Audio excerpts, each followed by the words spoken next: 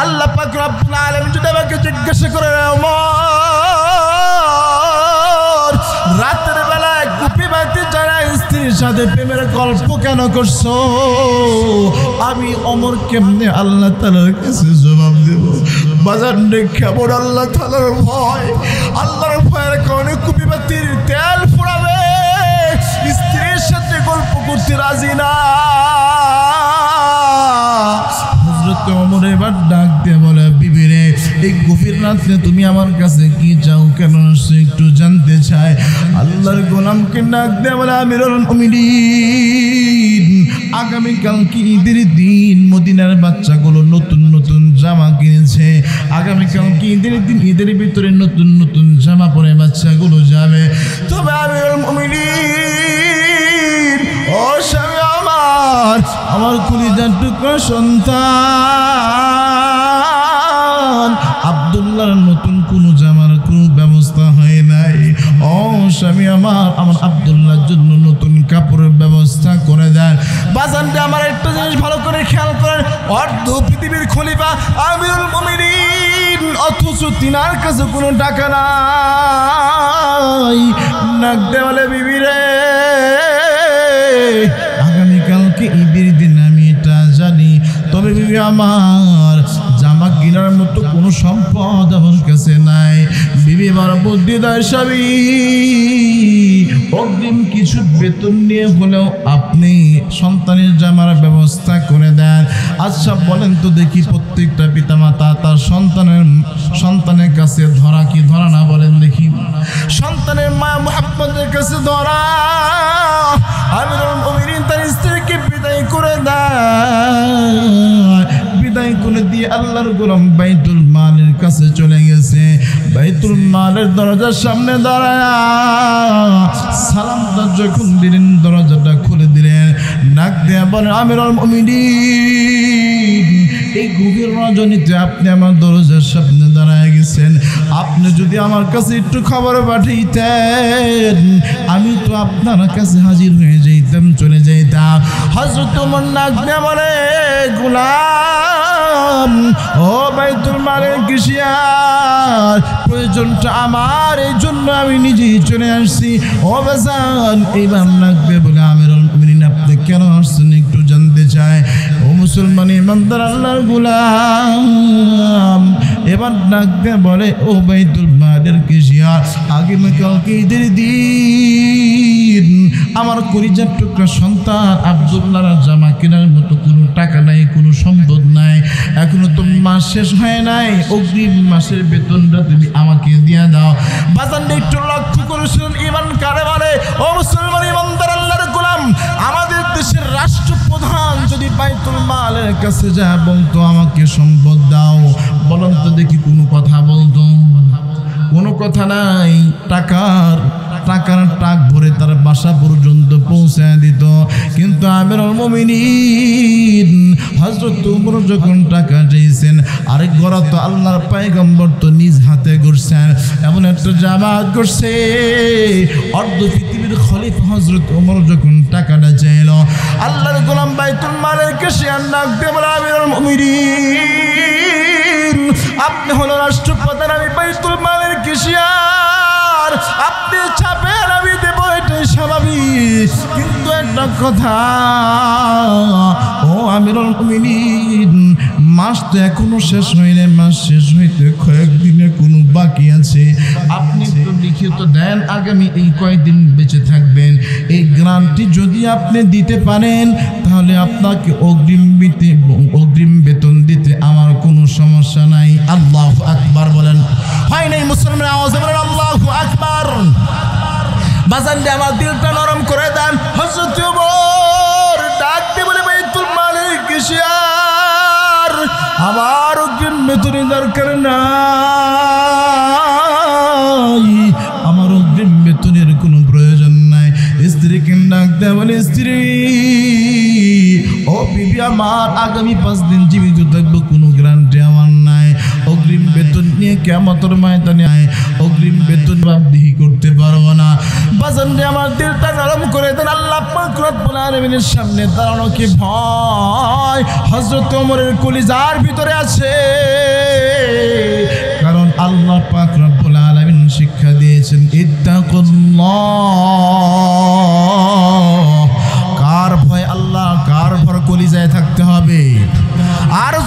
কার ভয় কলিজায় রাখতে হবে?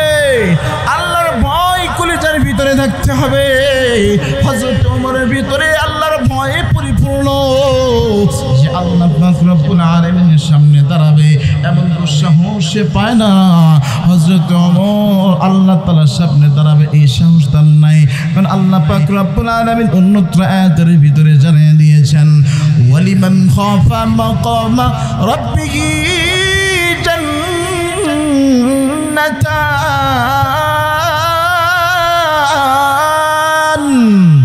আমার আল্লাহ পাক রব্বুল আলামিন বলে, রে বান্দারা, আমি মালিকের সামনে দাঁড়ানোকে যে বান্দা ভয় করবে, আমি আল্লাহ পাক রব্বুল আলামিন ওই বান্দাকে দুইটা জান্নাতের মালিক বানায় দেব। কুল ইন কুনতুম তুহিব্বুনাল্লাহ ফাত্তাবিউনি ইউহিব্বুকুমুল্লাহ ওয়া ইয়াগফির লাকুম যুনুবাকুম ওয়াল্লাহু গফুরুর রহিম।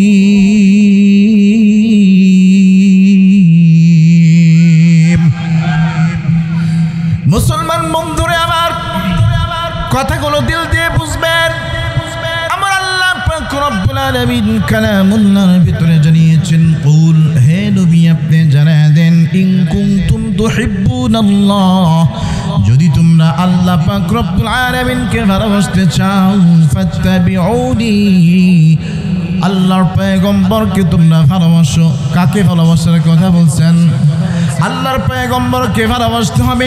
আল্লাহর কোনো বান্দা যখন আমার পয়গম্বরকে ভালোবাসে, আমার আল্লাহ পাক রব্বুল আলামিন বলে, ইউহিব্বুকুমুল্লাহ, আমার মালিক আল্লাহ নিজেই ওই বান্দাকে ভালোবাসে। আমার আল্লাহ পাক রব্বুল আলামিন যখন ওই বান্দাকে ভালোবাসবে, আমার আল্লাহ পাক রব্বুল আলামিন বলে, ওয়ায়াগফির লাকুম যুনুবাকুম, নগদ বান্দাকে দুইটা পুরস্কার দিয়ে দেয়। সুবহানাল্লাহ। এক নম্বর, আল্লাহ পাক রব্বুল আলামিন বান্দার জিন্দেগীর গুনাহ খাতা মাফ করে দেয়, বান্দার জিন্দেগীর গুনাহ খাতা মাফ করে দেয়। ওয়ায়াগফির লাকুম যুনুবাকুম, বান্দার জিন্দেগীর গুনাহ খাতা আল্লাহ তাআলা ক্ষমা করে দেয়। আল্লাহু গফুরুর রহিম, আমার মালিক অত্যন্ত দয়ালু। ঠিক না? ঠিক বলেন। আল্লাহ পাক রব্বুল আলামিনের ভিতরে বলেন, কুল আতিউল্লাহ ওয়া রাসূল, হে নবী আপনি জানিয়ে দেন, তোমরা আল্লাহ এবং তার রাসূলকে অনুসরণ করো। তাহলে আমরা অনুসরণ করবো কাকে? আল্লাহ এবং তার রাসূলকে অনুসরণ করতে হবে, কারণ আল্লাহ এবং আল্লাহর রাসূলকে অনুসরণ করতে না পারলে আমাদের ক্ষতি কি হবে?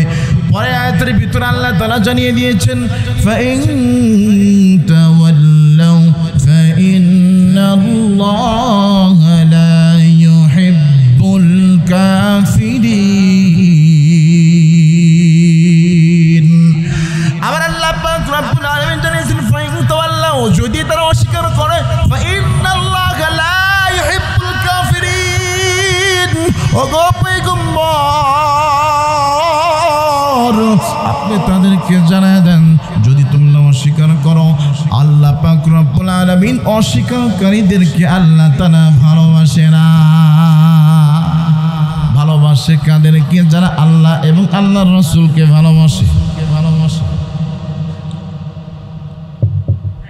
আল্লাহ এবং আল্লাহর রাসূলকে যারা ভালোবাসে, আল্লাহ পাক রব্বুল আলামিন ওই বান্দাকে ভালোবাসে। ঠিক না? ঠিক বলেন। দুনিয়ার ভিতরে যত মানুষ আল্লাহর রাসূলকে ভালোবাসছেন, সবচেয়ে উত্তম ভালোবাসার পরিচয় দিয়েছেন সাহাবায়ে কেরাম। ঠিক না? ঠিক বলেন।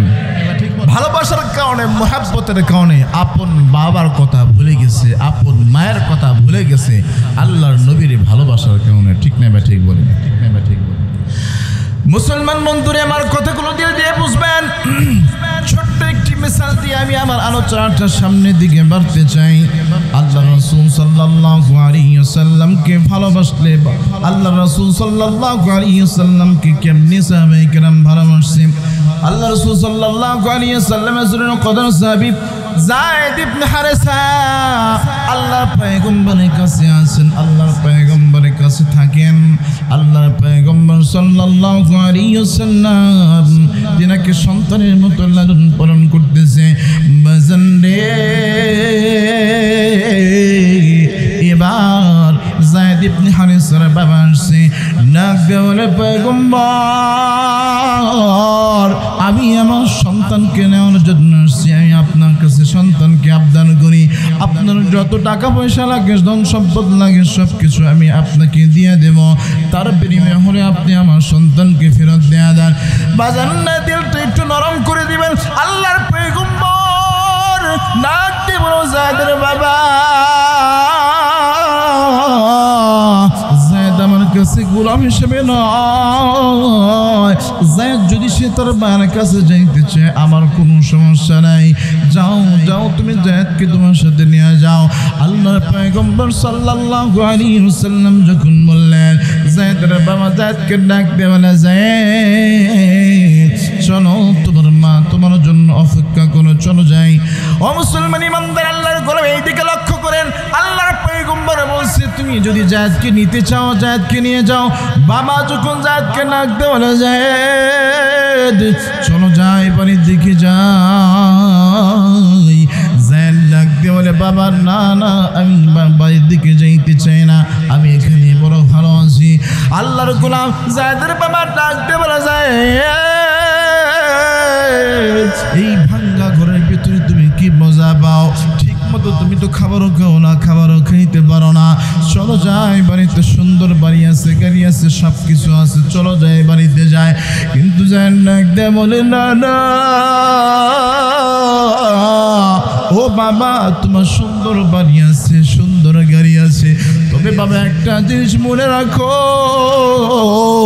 আমি যেই ঘরের ভিতরে থাকি এই ঘরের ভিতরে আল্লাহ তাআলার রহমত আছে আল্লাহু আকবার বলেন বলে বাবা তোমার সুন্দর ঘর আছে কিন্তু তোমার ঘরের ভিতরে আল্লাহর কোরআন নাযিল হয় না আল্লাহর ফেরেশতা জিবরাইল তোমার ঘরের ভিতরে আসে না কিন্তু আমি এখন যেই ঘরের ভিতরে আছি এই ঘরের ভিতরে আল্লাহর ফেরেশতা অবতীর্ণ হয় আল্লাহর ফেরেশতা অবতীর্ণ হয় আল্লাহর কোরআন এই ঘরের ভিতরে আছে এই ঘরের ভিতরে আল্লাহ তাআলা রহমত বরকত দিয়ে ভরপুর পূর্ণ দিয়েছে ও বাবা এমন মূল্যবান এমন দামি ঘর ছেড়ে আমি যাই তোমার সাথে যাইতে পারি না আল্লাহু আকবার বলেন হয় নাই মুসলমান আওয়াজ বলেন আল্লাহু আকবার ও মুসলমান ইমানদার আল্লাহর গোলাম এটা আল্লাহর নবীর প্রতি ভালোবাসা যায়েদ ইবনে হারেসার কলিজার ভিতরে এমন ভালোবাসা ছিল আমাদের কলিজার ভিতরে আল্লাহর নবীর ভালোবাসা নাই ভালোবাসা না থাকার কারণেই তো আল্লাহর নবীকে গালি দেয়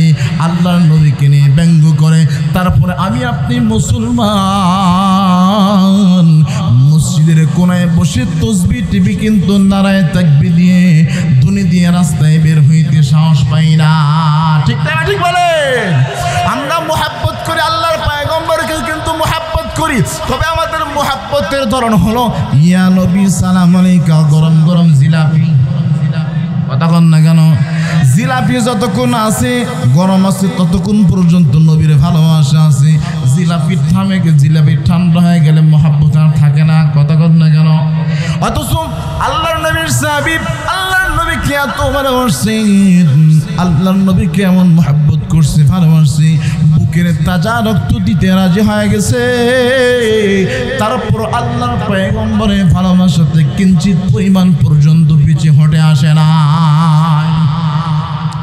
ও মুসলমান ইমানদার আল্লাহর গোলাম আল্লাহর পয়গম্বর রাসূলুল কদর একজন সাহাবী হযরত আমর ইবনে আস রাদিয়াল্লাহু তাআলা আনহু তিনি জেরুজালেম বিজয় করার জন্য রওনা হয়ে গেছে তিনি জিহাদের দামামা বাজায় দিয়েছে যাইতে যাইতে জেরুজালেমের চৌরাস্তা পর্যন্ত চলে গেছে জেরুজালেমের চৌরাস্তার ওই জায়গাতে একটা মূর্তি ছিল ঈসা আলাইহিস সালাতু ওয়াস সালামের মূর্তি ঝুলানো ছিল মুসলমান ভাইরা আমার কথাগুলো একটু দিল দিয়ে বুঝবেন মূর্তি ছিল ওই মূর্তির ভিতরে খবরটা যখন খ্রিস্টান পাদ্রীর কাছে, খ্রিস্টান দলপতির কাছে চলে গেছে। আরে আমর ইবনুল আস তিনি যুদ্ধ করতে আসছে, জিহাদ করতে আসছে। ও মুসলমান ইমানদার আল্লাহর গোলাম, আবার এদিকে খবর হয়েছে যে চৌরাস্তার উপরে যে মূর্তিটা ছিল, এই মূর্তির নাকটা কে যেন ভেঙে ফেলেছে। বাজান রে, মুহূর্তের ভিতরে খবরটা যখন খ্রিস্টান দলপতি আমর ইবনুল আসের কাছে খবর পাঠিয়ে দিল, আমর ইবনুল আস তুমি যুদ্ধ করতে আসছো, আমার কোনো সমস্যা নাই, আমার কোনো আফসোস নাই। তুমি জিহাদ করবা, দেশ বিজয় করবা, আমার কোনো সমস্যা নাই। তবে একটা কথা বলে, জেরুজালেমের চৌরাস্তার উপরে একটা মূর্তি ছিল, এই মূর্তির নাকটা কি ভাঙছে, এই নাকের বিচার আগে হবে, তারপরে তুমি এই দেশে যুদ্ধ চালাবা। মুসলমান বন্ধুরা, আমার কথাগুলো দিল দিয়ে বুঝবেন। আল্লাহর কোরআন আমর ইবনুল আস রাদিয়াল্লাহু তাআলা আনহু ডাক দিয়ে বলে, খ্রিস্টান দলপতি আমার সাথে যারা আছে, আল্লাহর নবীর সাহাবীরা আছে, এই সাহাবীগুলো কখনোই মিথ্যা কথা বলতে পারে না। বাজান রে, আমার কথাগুলো দিল নিয়ে বুঝবেন। আমার নবীর সাহাবীগুলো কখনো মিথ্যা কথা বলে না। না না না, এমন জঘন্যতম কাজ কখনোই আল্লাহর নবীর সাহাবী করতে পারে না। বলে এত শত বুঝি না, আগে এই নাকের বিচার হবে, তারপরে তুমি সামনের দিকে বাড়াবা।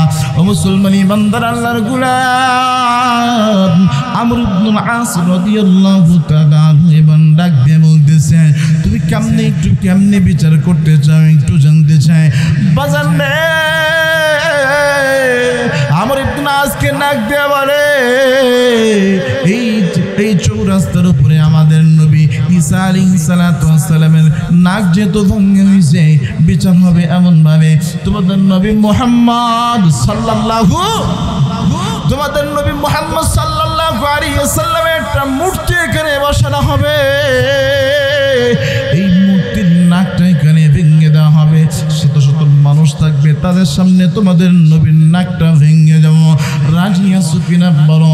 ও মুসলমান ইমানদার আল্লাহর গোলাম, আমর ইবনুল আস রাদিয়াল্লাহু তাআলা আনহু ডাক দিয়ে বলে, ও খ্রিস্টান দলপতি, আমি আমর ইবনুল আস জীবিত থাকবো, এখানে আল্লাহর নবীর মূর্তি বানানো হবে, তার নাক কেটে দেওয়া হবে।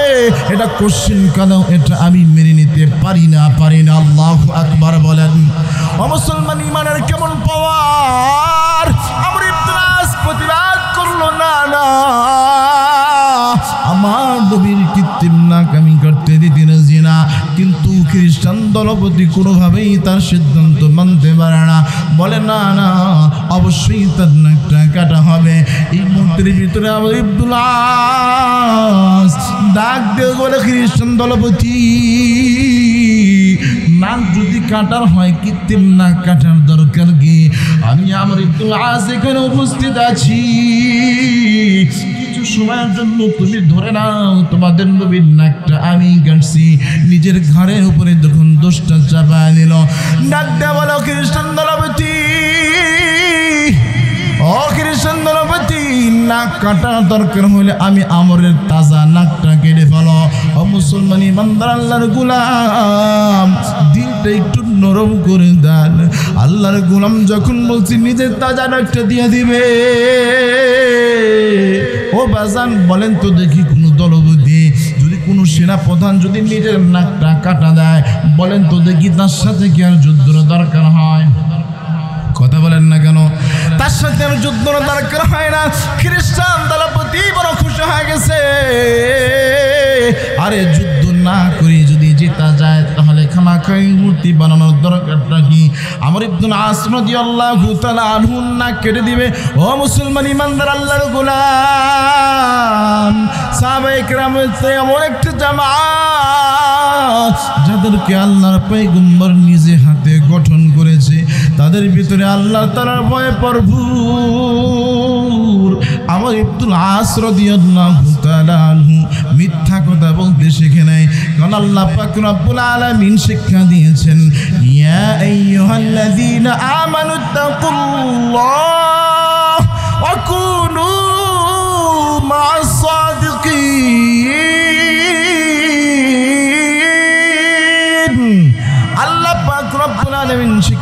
বলছি বান্দা ইত্তাকুল্লাহ, তোমরা কাকে ভয় করো?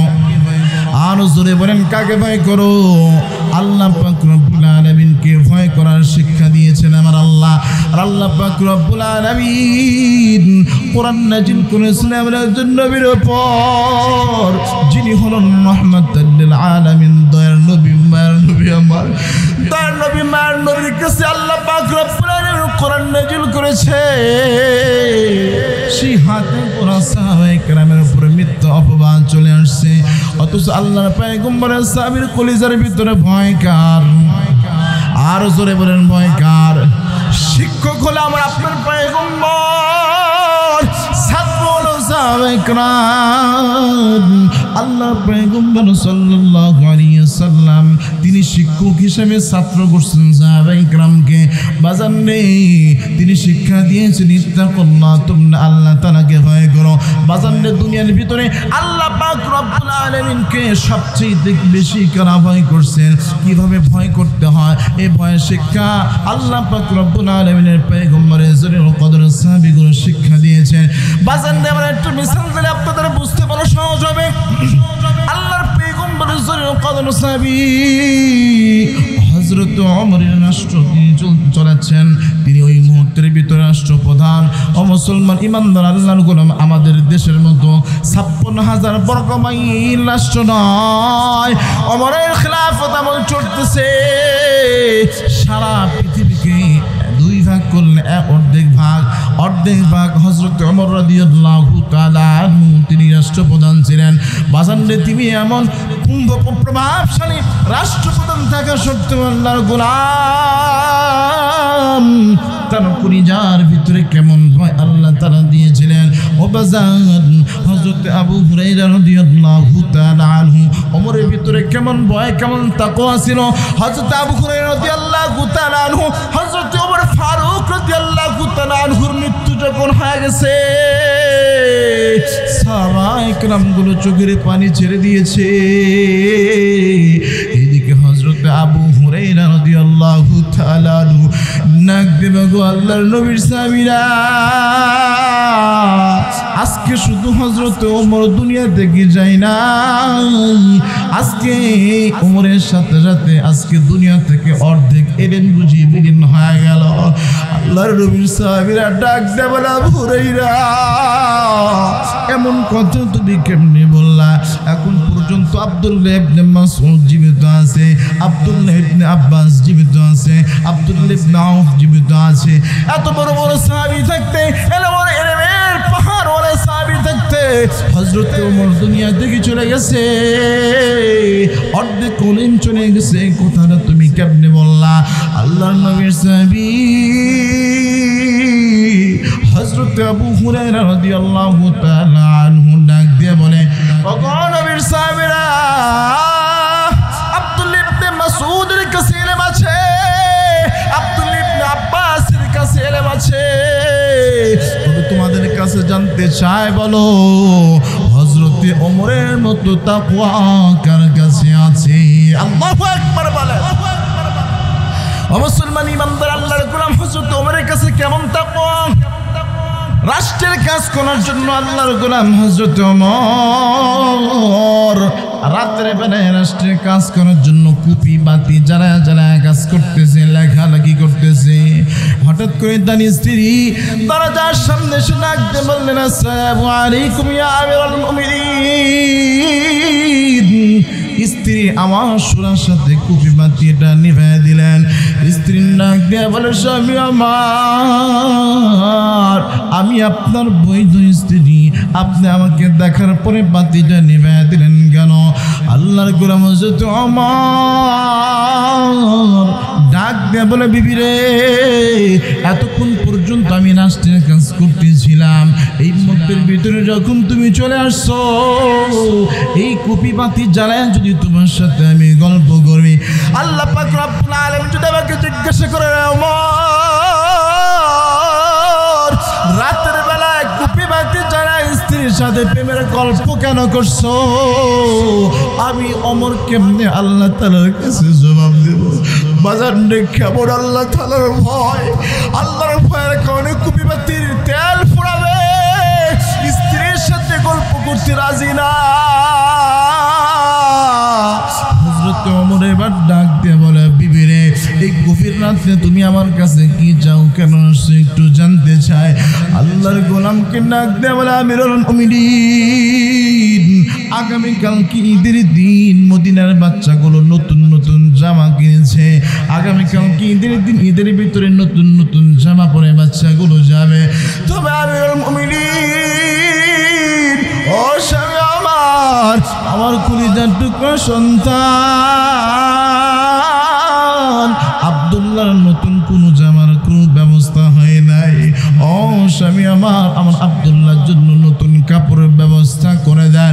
বাজানটা আমার একটা জিনিস ভালো করে খেয়াল করেন, অর্ধ পৃথিবীর খলিফা আমিরুল মুমিনিন, অথচ তিনার কাছে কোনো টাকা নাই। নাক দেওয়ালে, বিবি রে,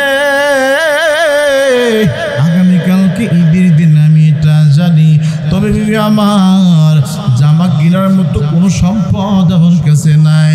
বিবি আমার বুদ্ধি দেয়, স্বামী অগ্রিম কিছু বেতন নিয়ে হলেও আপনি সন্তানের জামার ব্যবস্থা করে দেন। আচ্ছা বলেন তো দেখি, প্রত্যেকটা পিতামাতা তার সন্তানের কাছে ধরা কি ধরা না, বলেন দেখি। সন্তানের মায়া মুহাব্বতের কাছে ধরা। আমিরুল মুমিনিন তার স্ত্রীকে বিদায় করে দেয়। বিদায় করে দিয়ে আল্লাহর গোলাম বাইতুল মালের কাছে চলে গেছে। বাইতুল মালের দরজার সামনে দাঁড়ায় সালামটা যখন দিলেন, দরজাটা খুলে দিলেন। ডাক দিয়ে বলে, আমিরুল মুমিনিন, এই গভীর রজনীতে আপনি আমার দরজার সামনে দাঁড়ায় গেছেন। আপনি যদি আমার কাছে একটু খবর পাঠাইতেন, আমি তো আপনার কাছে হাজির হয়ে যাইতাম, চলে যাইতাম। হযরত ওমর ডাক দিয়ে বলে, গোলাম, ও বাইতুল মালের কেশিয়ার, প্রয়োজনটা আমার, এই জন্য আমি নিজেই চলে আসছি। ও বাজান, এইবার লাগবে বলে আমিরুল মুমিনিন, আপনি কেন আসছেন একটু জানতে চাই। ও মুসলমান ইমানদার আল্লাহর গোলাম এবার ডাক দিয়ে বলে, ও বাইতুল মালের কেশিয়ার, আগামীকালকে ঈদের দিন আমার কলিজার টুকরা সন্তান আব্দুল্লাহর জামা কেনার মতো কোনো টাকা নাই, কোনো সম্পদ নাই। এখনো তো মাস শেষ হয় নাই, অগ্রিম মাসের বেতনটা তুমি আমাকে দিয়ে দাও।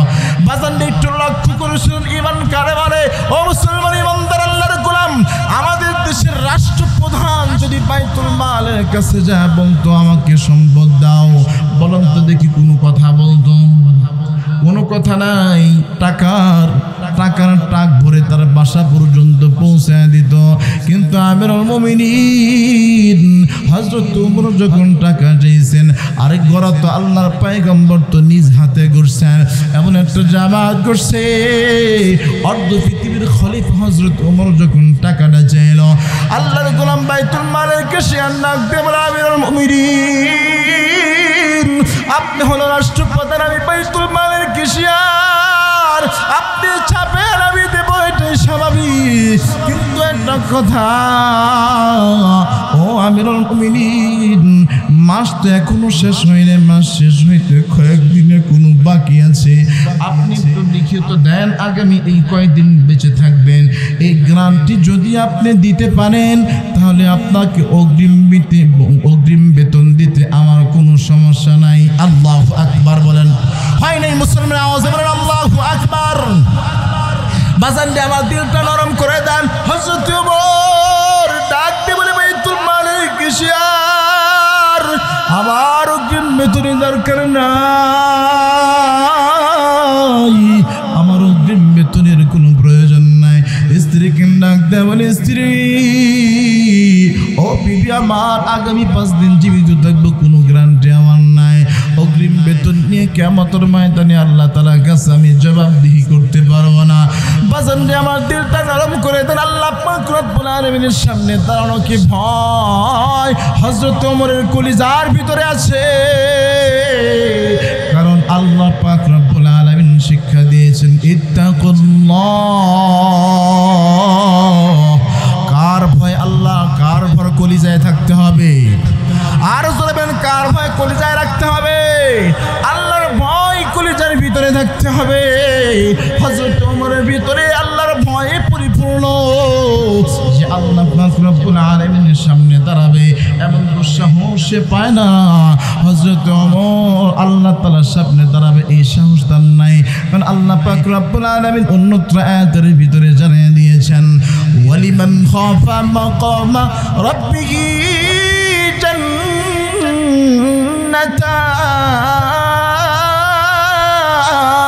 জান্নাতান।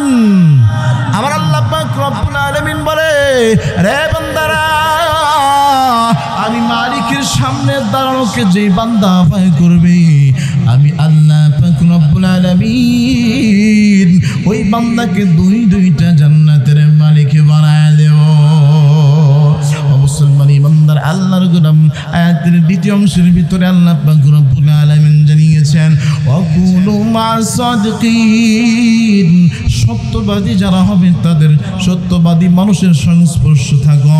বাজান রে, এই জন্য উলামায়ে কেরাম বারবার বলে ইমাম সাহেবের সাথে সম্পর্ক করো, মাদ্রাসার মুহতামিমের সাথে সম্পর্ক করো, হাফেজে কোরআনের সাথে সম্পর্ক রাখো, আল্লাহওয়ালা বুজুর্গ ব্যক্তি যারা আছে তাদের সাথে সম্পর্ক রাখো। কারণ হলো একটা, বলেন তো দেখি, দুনিয়ার ভিতরে যত সত্যবাদী মানুষ আছে, আমার আপনার পয়গম্বর জনাবে মুহাম্মদুর রাসূলুল্লাহ সাল্লাল্লাহু আলাইহি ওয়াসাল্লাম বিনা চাইতে সত্যবাদী কি দুনিয়াতে আর একজন আসছে? কথা বলেন না কেন? আল্লাহর পয়গম্বর এমন সত্যবাদী ছিল, 40 বছর পর্যন্ত মক্কায় রয়েছে। কাফের বেঈমানগুলো আমানত আল্লাহর পয়গম্বরের কাছে রাখছেন। কাফের বেঈমানগুলো তিনাকে উপাধি দিয়েছে আল আমিন, আল্লাহু আকবার। তিনাকে উপাধি দিয়েছে সাদিক, সত্যবাদী। তিনার চরিত্রের সার্টিফিকেট দিয়েছেন আমার আল্লাহ। ওয়া ইন্নাকা লাআলা খুলুকিন আযীম।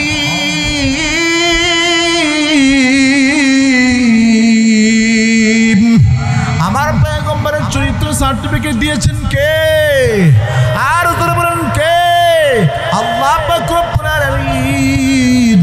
সেই পয়গম্বরের অনুসরণ করনেওয়ালা ওয়ারাসাতুল আম্বিয়া, উলামায়ে কিরাম হচ্ছেন নবীগণের ওয়ারিস। বলেন তো দেখি, উস্তাদ যেমন হয় ছাত্র তেমন হয় কি হয় না?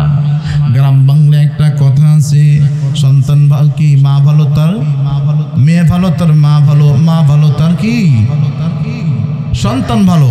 মা যদি ভালো হয়, ফ্যাক্টরি যদি ভালো হয়, সন্তান ভালো হবে। গায়ে যদি ভালো হয়, গায়ের দুধ ভালো হয়, দুধ ভালো হইলে গায়ের ঘিও সুন্দর হয়। কথা কর না কেন? মুসলমান ইমানদার আল্লাহর গোলাম, আল্লাহর পয়গম্বর তিনি সত্যবাদী। এই জন্য সত্যবাদী মানুষ যারা, তাদের সংস্পর্শে থাকতে হবে। বাজানতে আমার খারাপ মানুষ যদি হয়, সত্যবাদী মানুষের কাছে থাকলে মানুষগুলো ভালো হয়ে যায়। কথাই কথা মনে হয়, না বললে পারি না। আমার আপনার ইমামে আজম আবু হানিফা রাহমাতুল্লাহ আলাইহি, ইমামে আজম আবু হানিফা রাহমাতুল্লাহ আলাইহি তিনি দরসের ভিতরে বসা আছে। এমন সময় অনেকজন ব্যক্তি আল্লাহর গোলামের কাছে গেলেন। যে ব্যক্তি চুরি, ডাকাতি, জিনা, ব্যভিচার, অন্যায়, অবিচার, এতিমের মাল ভক্ষণ থেকে শুরু করে এমন কোনো গুনাহ নাই যে যুবক এই গুনাহগুলো করে না।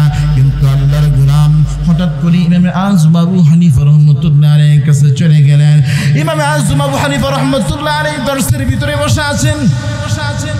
এমন সময় ইমামে আজম আবু হানিফা রাহমাতুল্লাহ আলাইহি হাতটা তিনি ধরে ফেললেন, ধরে ডাক দিয়ে বলে, বন্ধু রে, আজ থেকে তুমি আমার বন্ধু, আমি তোমার বন্ধু। অথচ এমন একজন ব্যক্তি হাত ধরেছে যে গুনাহের কোনো কমতি নাই। বান্দা জিনা করে, বান্দা সুদ খায়, বান্দা ঘুষ খায়, বান্দা অন্যায় অবিচার সব কিছু গুনাহ করে। আচ্ছা বলেন তো দেখি, আমাদের মতো মোল্লা যদি হইতো, আমাদের হাতটা ধরলে আমরা কি করতাম? হাতটা সেন্টি মেরে ছেড়ে দিতাম। আরে আল্লাহর গোলাম, তুমি গুনাহ করো, তুমি জিনা করো, তুমি সুদের ব্যবসা করো, আমার সাথে ঘুরলে এলাকাবাসী আমারে বড় খারাপ বলবে। কথা বলেন না কেন? মুসলমান ইমানদার আল্লাহর গোলাম, কিন্তু ইমামে আজম তেমনি হয় নাই। ইমামে আজম আবু হানিফা রাহমাতুল্লাহ আলাইহি হাতটার চেপে ধরে ডাক দিয়ে বলো, বন্ধু রে, তুমি আমাকে বন্ধু হিসাবে সম্বোধন করেছ, আমিও তোমাকে বন্ধু হিসাবে মানতে চাই, তবে শর্ত একটা। কয়টা শর্ত দিয়েছে? আরো জোরে বলেন। একটা শর্ত দিয়েছে, বলে একটা শর্ত যদি তুমি মানতে পারো তাহলে আমি তোমার সাথে বন্ধুত্ব করব, আমার কোনো সমস্যা নাই। আল্লাহর গোলাম বললেন কি এমন শর্ত আপনি একটু বলেন।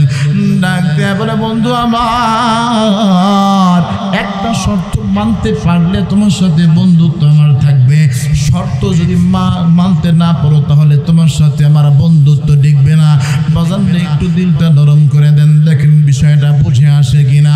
ও মুসলমান ইমানদার আল্লাহর গোলাম ডাকতে পারে বন্ধু তুমি জিনা করো আমার কোনো সমস্যা নাই, তুমি নেশা করো আমার কোনো সমস্যা নাই, তুমি যদি সুদের ব্যবসা করো আমার কোনো সমস্যা নাই, তুমি যত প্রকার গুনাহ আছে সব কিছু গুনাহ করো আমার কোনো সমস্যা নাই, তবে একটা মাত্র শর্ত। মানে কি শর্ত? বলে তুমি আজ থেকে ওয়াদা করো যতদিন পর্যন্ত দুনিয়ার বুকে ওয়াদা করো যতদিন কোনোদিন তুমি মিথ্যা কথা বলবা না। আল্লাহর গোলাম চিন্তা করলো, আরে সুদ খাইতে বারণ করা নেই, ঘুষ খাইতে বারণ করা নাই, অন্যায় করতে বারণ করা নাই, জিনা ব্যভিচার কোনো কিছু করতে সে বারণ করে নাই, আমাকে নেশা করতেও বারণ করে নাই, শুধুমাত্র কেবলমাত্র একটা গুনাহ ছাড়ার কারণে যদি জামানার ইমামের সাথে আমার বন্ধুত্ব হয়ে যায় তাহলে তো বড় ভালো কথা। আল্লাহর গোলাম সুযোগটা বড় কাজে লাগাইতে চাইলেন। আল্লাহর গোলাম ডাকতে বলে বন্ধুরে যদি কেবলমাত্র যদি একটা গুনাহর তওবা করার কারণে আপনার সাথে আমার বন্ধুত্ব হয়ে যায়, ঠিক আছে আজ থেকে আমি ওয়াদা করলাম আজকের পর থেকে কোনোদিন মিথ্যা কথা বলবো না। এবার ইমামে আযম আবু হানিফা রাহমাতুল্লাহ আলাইহি ডাক দিয়ে বলে বন্ধুর একটা দাবি আছে। বলে কি দাবি? বলে বন্ধুর দাবি হলো বন্ধুর সাথে মাঝে মধ্যে খোশ গল্প করতে হয়। কথা কর না কেন? মাঝে মধ্যে চা স্টলে বসে গল্প করতে হয়, মাঝে মধ্যে বন্ধুর সাথে খোশ গল্প করতে হয়, হালপুষি জিজ্ঞাসা করতে হয়। বন্ধুত্ব করেছেন 5 বছর আগে, 5 বছরের ভিতরে আর বন্ধুর সাথে কোনো খবর নাই, বলেন তো দেখি এই বন্ধুত্ব কি টিকবে? জোরে বলেন। বাজান দিয়ে আমার দিলটা নরম করে দিবেন। আল্লাহর গোলাম ডাকতে হলে বন্ধু হিসেবে আমার দাবি আগামী 3 দিন পরে তুমি আমার কাছে আবার আসবা, তোমার সাথে আমি বন্ধুত্ব সম্পর্ক করেছি, বন্ধুরে তোমার সাথে আমি একটু খোশ গল্প করতে চাই। বাজান রে আল্লাহর গোলাম এইবার বন্ধুর সাথে বন্ধুত্ব করে একটা গুনাহ তওবা করেছে। কি গুনাহ? জোরে বলেন। মিথ্যা কথা বলবে না, আল কিযবু উম্মুল মাআসি। আল্লাহ রাসূল সাল্লাল্লাহু আলাইহি ওয়াসাল্লাম বলেছেন সকল গুনাহের মা হলো মিথ্যা কথা। আল্লাহর গোলামকে বলছে খবরদার তুমি মিথ্যা কথা বলবা না। আল্লাহর গোলাম যখন বিদায় নিয়ে বাড়িতে চলে গেছে, পুরাতন যে আগে যে বন্ধুগুলো ছিল, যে বন্ধুর সাথে আড্ডা দিয়ে মদ খাইত, যে বন্ধুর সাথে আড্ডা দিয়ে সিগারেট খাইত, যে বন্ধুর সাথে আড্ডা দিয়ে ডাকাতি করতো, যে বন্ধুর সাথে আড্ডা দিয়ে নারীবাজি করতো, চুরি ডাকাতি করতো, অন্যায় অবিচার করতো, ওই বন্ধুগুলো ডাক দেয়া বলে বন্ধুরে চলো আজকে আসরে একটু বসি। আল্লাহর গোলাম ডাক দিয়ে বলে বন্ধুরে আজকে আমার মনটা ভালো নেই, আজকে যাও, আগামীকালকে চেষ্টা করবো। আল্লাহর গোলাম প্রথম দিন চলে গেল, দ্বিতীয় দিন আবার যখন আল্লাহর গোলাম আসলো আবার ডাক দিয়ে বলে বন্ধু চলো একটু মদ খেয়ে চলো একটু নেশা করে। আল্লাহর গোলাম বলে না আমার মনটা ভালো নেই, আজকে আমি চলে গেলাম। এইভাবে 3টা দিন যখন চলে গেল, চতুর্থ দিন আল্লাহর গোলাম গোসল করে সুন্দর করে, ওই যে বন্ধু বলেছে 3 দিন পরে বন্ধুর কাছে আসতে হবে, মনে আছে আপনাদের? আল্লাহর গোলাম 3 দিন পর বন্ধুর কাছে আসবে, 3 দিন পর বন্ধুর কাছে আসবে, এই জন্য সুন্দর করে গোসল করে সুন্দর জামা কাপড় পরে আল্লাহর গোলাম বের হয়ে চলে আসছে। এবার পুরাতন বন্ধুগুলো ডাক দেয় বলে বন্ধু রে 3 দিন পর্যন্ত তোমাকে ডাকলাম, তুমি 3 দিনের ভিতরে কোনো সাড়া দেও নাই, আজকে আমাদেরকে না বলে তুমি কোথায় যাও, নতুন জামা কাপড় পরেছো, ব্যাপারটা কি? এবার আল্লাহর গোলাম ডাক দেয় বলে বন্ধু তোমরা আমার এমন বন্ধু যে বন্ধুগুলো গুনাহের দিকে ডাকো, আমার এমন একটা বন্ধু আছে যে বন্ধু আমাকে গুনাহের দিকে ডাকে না, যে বন্ধু আমাকে নেকের কাজ করতে উদ্বুদ্ধ করে। মুসলমান ইমানদার আল্লাহর গোলাম এইবার আল্লাহর গোলাম বন্ধুদের কাছ থেকে বিদায় নিয়ে চলে আসছে। আল্লাহর গোলাম ইমামে আযম আবু হানিফা রাহমাতুল্লাহ আলাইহি, ইমামে আযম আবু হানিফা রাহমাতুল্লাহ আলাইহি দরসের ভিতরে বসে আছে। লম্বা ঘরের ভিতরে যখন আল্লাহর গোলাম প্রবেশ করেছে, ও বাজার, আমি একটু আপনাদের কাছে একটু জানতে চাই, কোনো ব্যক্তি যদি প্রত্যেকদিন 3 প্যাকেট বেনসন সিগারেট লাগে, রাতের বেলা ঘুমানোর আগে যদি মদ খায় ঘুমায়, বলেন তো দেখি হঠাৎ করে আল্লাহর বান্দা যদি বাদ দিয়ে দেয়, তার চেহারার দিকে তাকাইলে বোঝা যায় কি যায় না? আরো জোরে বলেন। ইমামে আযম আবু হানিফা রাহমাতুল্লাহ আলাইহি তিনার চেহারা দিকে তাকায় বুঝে ফেলেছে, বন্ধু আমার 3 দিনের ভিতরে কোনো নেশা করা নাই। ইমামে আযম আবু হানিফা রাহমাতুল্লাহ আলাইহি 10 থেকে দাঁড়ায় গেছে, বন্ধুকে সম্বর্ধনা জানানোর জন্য আগে আসতেছে। এই মুহূর্তের ভিতরে বন্ধুর হাতটা ধরে ডাক দিয়ে বলে, বন্ধু আমি তোমার কাছে একটা বিষয় জানতে চাই। বলে, কি বিষয় আপনি জানতে চান একটু বলে। ডাক দিয়ে বলে, বন্ধু রে, তুমি আমার কাছে তওবা করেছো, জীবনে কোনোদিন মিথ্যা কথা বলবা না, কিন্তু আমি তোমার চেহারার দিকে তাকায় বুঝতে পারতেছি তুমি 3টা দিনের ভিতরে কোনো নেশা করো নাই। ডাক দিয়ে বলে, হ্যাঁ বন্ধু, 3টা দিনের ভিতরে কোনো নেশা করি নাই। আল্লাহর গোলাম ইমামে আযম আবু হানিফা রাহমাতুল্লাহ আলাইহি তিনি ডাক দিয়ে বললেন, বন্ধু তোমার জিনা করতে নিষেধ করি নাই, তোমাকে চুরি করতে নিষেধ করি নাই, ডাকাতি করতে নিষেধ করি নাই, ও বন্ধু তোমার নেশা করতে বারণ করি নাই, তুমি এগুলো ছেড়ে দিয়েছো কেন একটু জানতে চাই। বাজান একটু দিনটা নরম করে দেন। আল্লাহর গোলাম ডাক দিয়ে বলে, বন্ধু আপনার সাথে আমার শর্ত হয়েছে, যদি আপনার সাথে আমি মিথ্যা কথা বলি তাহলে বন্ধুত্ব নষ্ট হয়ে যাবে, আর যদি মিথ্যা কথা না বলি আমার বন্ধুত্ব টিকে থাকবে। ও বন্ধু, আমি চিন্তা করলাম, আমি যখন চুরি করব, আমি যখন ডাকাতি করব, আমি যখন মদ খাবো, আমি যখন জুয়া খেলবো, আপনি যখন এই হাজার হাজার নায়েবের নবীর সামনে আপনি আমাকে জিজ্ঞাসা করবেন, বন্ধু রে এই 3টা দিনের ভিতরে আপনি কোনো গুনাহ করছেন নাকি? এতগুলো মানুষের ভিতরে আমি বলবো আমি জুয়া খেলেছি, আমি চুরি করেছি, আমি নেশা করেছি, এই কথা বলতে আমার বড় লজ্জা হয়। আল্লাহু আকবার বলেন, আর জোরে বলেন আল্লাহু আকবার। ও মুসলমান ইমানদার, আল্লাহর গোলাম হেদায়েতের মালিক কে? আর জোরে বলেন হেদায়েতের মালিক কে? ইন্নাকা লা তাহদি মান আহবাবতা ওয়ালাকিন্নাল্লাহা ইয়াহদি মান ইয়াশা।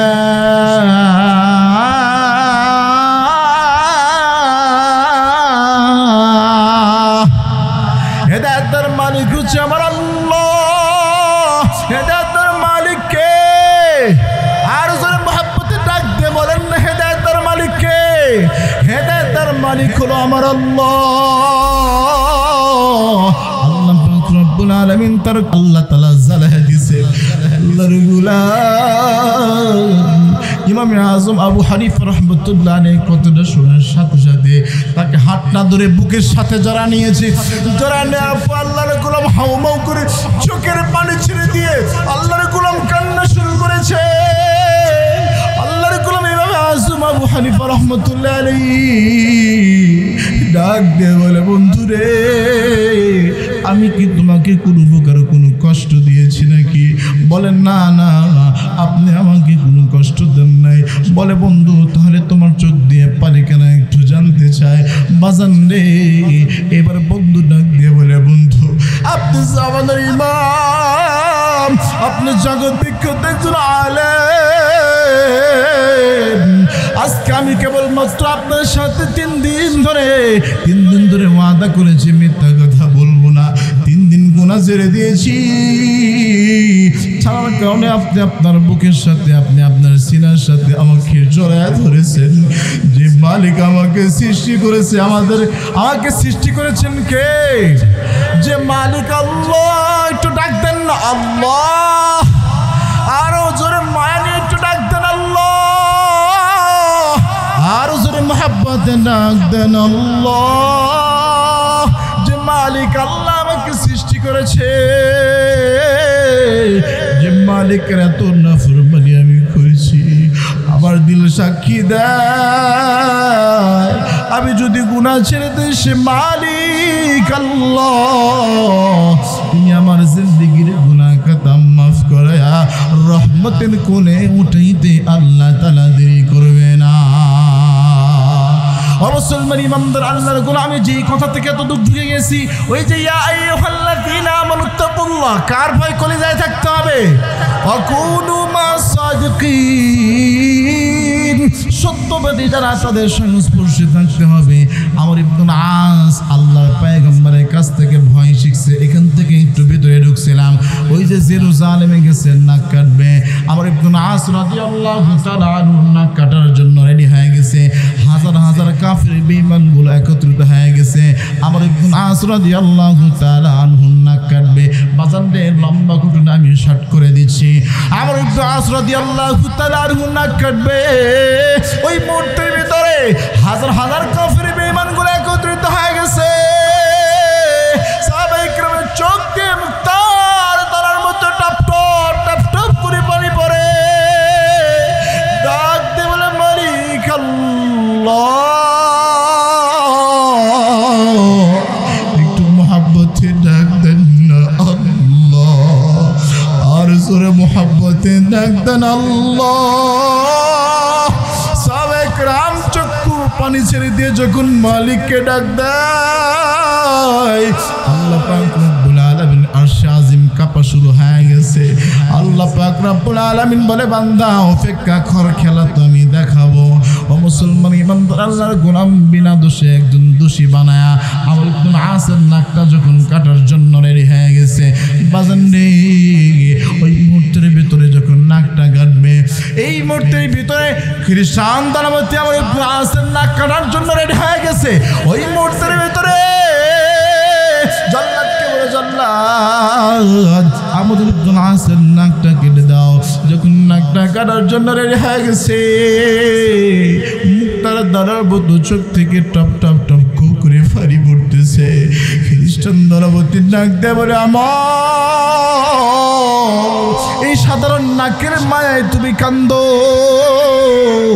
আবার তুমি আসছো জেরুজালেম বিজয় করার জন্য বাজান রে আমার ইবনে আস রাদিয়াল্লাহু তাআলা আনহু ডাক দেওয়ার খ্রিস্টান দানবতী আমি আমার নাকের জন্য কাঁদি না নাকের জন্য কাঁদি না বলে কি জন্য তুমি কাঁদতেছো একটু জানতে চাই আল্লাহর গোলাম দীপ্ত কণ্ঠে জবাব দেয় ও খ্রিস্টান দানবতী হাসরের ময়দানে আল্লাহর নবীর এমন কিছু সাহাবী উঠবে আল্লাহর নবী এমন কিছু উম্মত দাঁড়াবে যারা আল্লাহর নবীর ভালোবাসায় নাক নয় কল্লা কাটছে কল্লা দিয়ে আল্লাহর নবীর সামনে দাঁড়াবে সাধারণ নাক কাটা মুমিন হয়ে দাঁড়াবো।